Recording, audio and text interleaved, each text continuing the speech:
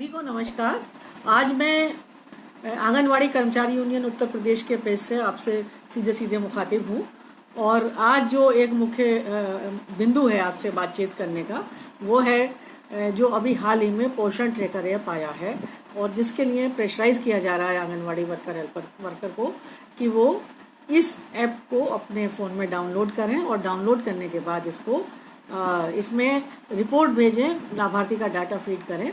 उसी के आधार पर लाभार्थी का जो है वो का पोषाहार आएगा और उसी के आधार पर आंगनवाड़ी का अप्रैल महीने से मानदेय भी आएगा। ये एक बहुत ही इमरजेंसी की सिचुएशन पैदा हो गई है क्योंकि सरकार काफ़ी समय से डिजिटलाइजेशन का प्रयास आईसीडीएस का कर रही है। आप सब जानते हैं 2018 में जो पोषण मिशन सरकार ने चलाया था, उस पोषण मिशन में बहुत ज़्यादा सरकार ने कोशिश की। एक ऐप आया CAS कैस और उसमें लड़कियों को जो है रिपोर्ट देनी पड़ती थी। 24 ज़िलों में, उत्तर प्रदेश के सिर्फ 24 ज़िलों में अभी तक मोबाइल मिले हैं और जो मोबाइल मिले हैं उनकी कंडीशन सबको पता है। ना तो वो काम कर रहे हैं, कितनों की बैटरी जो थी वो जल गई और बहुत ही ख़राब क्वालिटी के वो फ़ोन मिले थे और बाद में लड़कियों को उसकी मरम्मत का भी जो है कोई पैसा नहीं मिला और ख़राब हो गए तो उन्हें अपने व्यक्तिगत मोबाइल में वो ऐप डाउनलोड करना पड़ा। इसके बावजूद भी जो इन लोगों ने 3 साल काम किया, 550 रुपये महीना पोषण मिशन के अंतर्गत इनको मिलना था फ़ोन के डाटा खर्च के लिए, जिसका 1 पैसा भी इनको नहीं दिया गया। और ये 3 साल में सारा इन्होंने अपने पास से खर्च किया, इतने फ़ोटो भेजे, इतनी शेयरिंग की। तो अगर डिजिटलाइजेशन होना है आईसीडीएस का तो एक व्यवस्थित तरीके के सरकार को योजना बना करके करना पड़ेगा। डिजिटलाइजेशन का मतलब ये नहीं है कि फ़ोन से कोई फ़ोटो भेज दे या कितने बच्चों को पोषाहार बटा ये भेज दिया जाए। डिजिटलाइजेशन का मतलब है आंगनवाड़ी केंद्र से लेकर के राज्य और केंद्र तक लगातार एक संपर्क बना रहे और जो भी वो रिपोर्ट उसके अंदर दें वो वहाँ तक पहुँचे। अब आंगनवाड़ी केंद्र पे क्या सुविधा है? सरकार की अपेक्षा है कि वो हर बच्चे को जो है जितने बच्चे जैसे ही वो वजन लेते हैं उसके वजन की एंट्री कर दें, बच्चे की लंबाई लेते हैं उसकी एंट्री तुरंत कर दें और तुरंत उसका जो है डाटा आ जाए बच्चा कुपोषित है कि नहीं है। इतने सारे काम जो हैं वो फ़ोन से संभव नहीं है। इतने सारे काम के लिए कम से कम जो है कंप्यूटर आंगनवाड़ी केंद्र पर होना चाहिए और नहीं तो टैबलेट तो कम से कम होनी चाहिए। ये फ़ोन से संभव नहीं है क्योंकि पोषण ट्रैकर ऐप जो है वो आसानी से जो पुराने मॉडल के फ़ोन हैं उनमें नहीं डाउनलोड हो रहा है। ये बहुत ही एडवांस वर्जन में डाउनलोड होगा।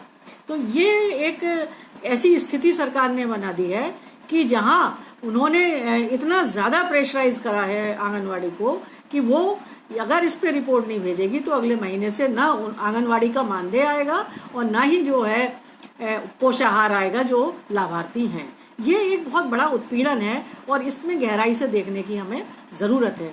3 साल से जो डिजिटलाइजेशन की कोशिश हुई वो क्यों फेल हुई? क्योंकि फ़ोन नहीं थे, क्योंकि आंगनवाड़ी केंद्र पे जो कनेक्टिविटी है वो बहुत ज़्यादा पुअर है। जो हमारे पहाड़ी क्षेत्र है, जो हमारा सोनभद्र के दूरस्थ क्षेत्रों में आप जाइए, कनेक्टिविटी नहीं मिलती है। कैसे कनेक्ट होगा? कैसे डाटा भेजेंगे? फिर लाभार्थी का जो डाटा भेजना है उसमें लाभार्थी से जब हम उसका आधार मांगते हैं, उसकी बैंक पासबुक मांगते हैं तो डाटा सिक्योरिटी का भी सवाल है।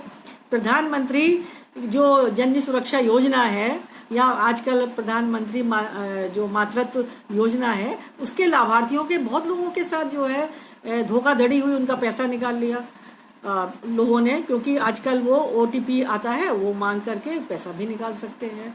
तो अब हम जब कुछ मिलेगा नहीं किशोरियों को, उनका भी हमें डाटा चाहिए, उनसे भी हमें आधार चाहिए। तो जो लोकल कम्युनिटी है वो कितना भी जानती हो, कितना भी विश्वास करती हो, लेकिन वो अपना आधार या अपनी बैंक पासबुक देने के लिए तैयार नहीं होते हैं। इस सच्चाई को मानना पड़ेगा और ये जिम्मेदारी हमारी भी बनती है आंगनवाड़ी की कि वो इस गंभीरता को अधिकारियों और सरकार को भी जाकर के बताएं। फिर ये एक और चीज़ है कि जो दिखाई दे रही है कि इस पूरे डिजिटल सिस्टम में डीपीओ का जो कार्यालय है, सीडीपीओ कार्यालय और सुपरवाइजर की कहीं कोई जगह नहीं है, ये कहीं बीच में शामिल नहीं है। यानी केंद्र सरकार और आंगनवाड़ी वर्कर दोनों एक साथ जुड़ जाएंगे। राज्य सरकार या राज्य कार्यालय, जिला कार्यालय और ये जो अधिकारी हैं ये कहीं नहीं बीच में रहेंगे। सीधा सीधा उनसे कनेक्टिविटी होगी। जिस तरह आजकल मानदेय आता है डीबीटी के माध्यम से, और कोई दिक्कत आती है तो कार्यालय में सब कहते हैं कि दिल्ली से सीधा आ रहा है, आप इसको, वो दिल्ली वाले ही बताएंगे, हम नहीं बता पाएंगे। तो इस तरह से जब ये सीधा दिल्ली से जुड़ेगा और सीधा उस सॉफ्टवेयर से जाके डाटा सेंटर से जाके जुड़ जाएगा, तो बाकी की भूमिका खत्म जो है बिल्कुल हो जाएगी। और ये एक बड़ा सवाल ये है कि जब इनकी भूमिका खत्म हो जाए, जब कार्यालय की कोई भूमिका नहीं रहेगी, चाहे वो जिले का हो या परियोजना का, तो क्या ये स्कीम कितने दिन चलेगी और कब तक चलेगी? ये बड़ा सवाल जो है वो इस डिजिटलाइजेशन से पूरे से पैदा हो रहा है। क्योंकि आंगनवाड़ी पे तो छोड़िए, हमने काफ़ी बातचीत की लोगों से, प्रोजेक्ट लेवल पे भी कोई भी ढंग का कंप्यूटर और नेट कनेक्टिविटी नहीं है। यानी सीडीपीओ कार्यालय में ही जब नहीं है तो आंगनवाड़ी से इतनी बड़ी अपेक्षा करना ये बहुत बड़ी नाइंसाफ़ी है।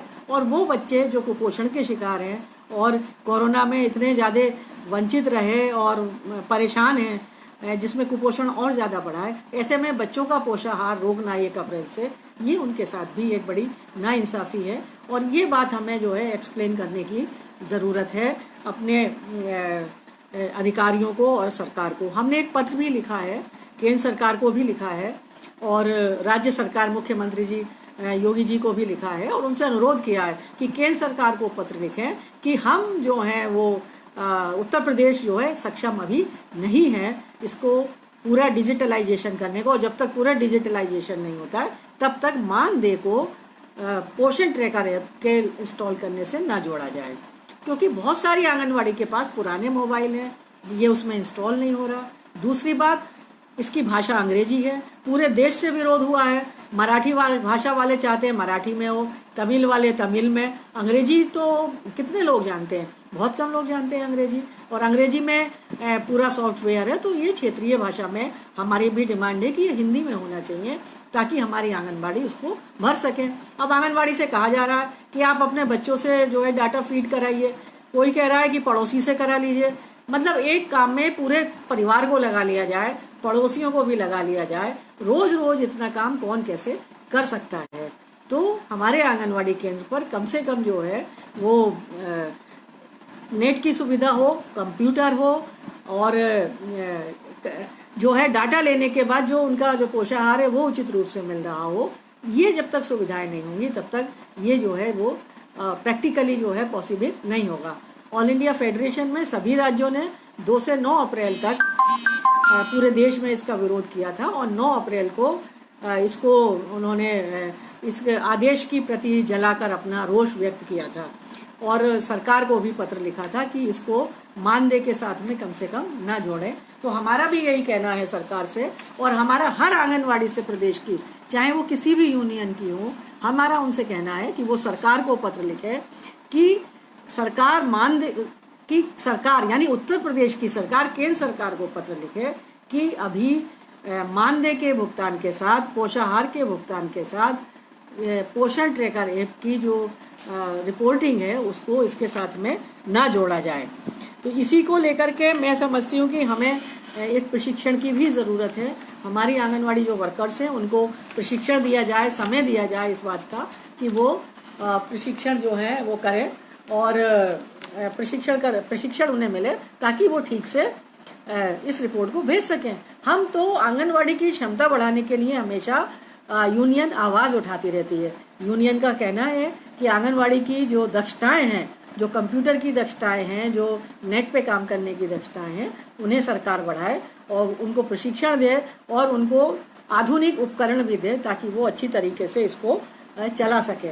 लेकिन हम फौज फौज में लाई गई चीज़ें, जैसे ये 4 मार्च को केंद्र सरकार ने पत्र जारी किया और ये कहा कि 15 मार्च तक अपने मोबाइल में पोषण ट्रैकर ऐप डाउनलोड कर लें।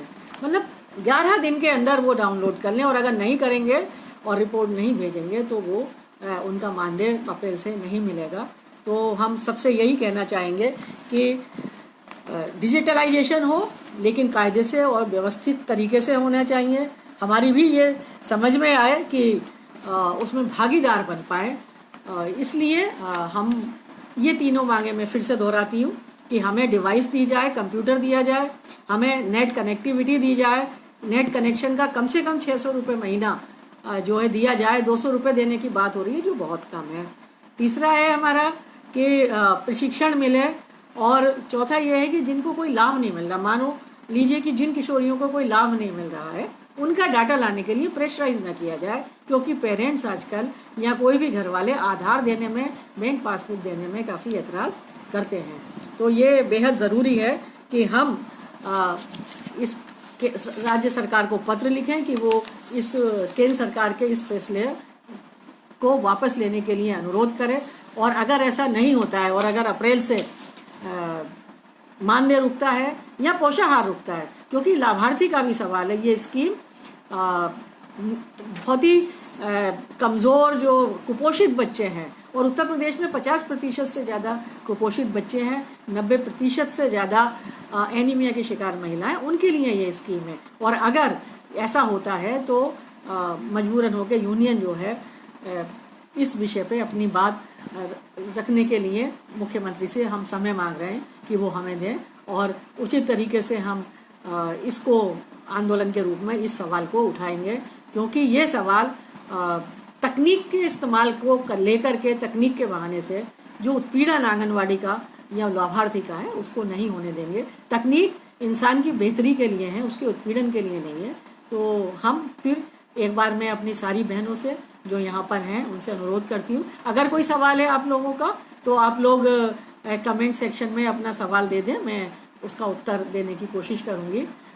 लेकिन मैं यही कहूँगी कि आप सबको ज़्यादा से ज़्यादा बताइए, कि सही बात बताइए, जो यूनियन का नज़रिया है वो बताइए। हम पोषण ट्रैकर ऐप को ये नहीं कह रहे हैं कि मत लागू करिए, हम कह रहे हैं कि पोषण ट्रैकर ऐप के लिए आप हमें कंप्यूटर दीजिए, हमारे सेंटर पे बिजली हो, हमारे सेंटर पे नेट कनेक्टिविटी होनी चाहिए, और हमें इसका प्रशिक्षण मिलना चाहिए कि हम किस तरह से पोषण ट्रैकर ऐप में अपनी एंट्री उसके अंदर देंगे।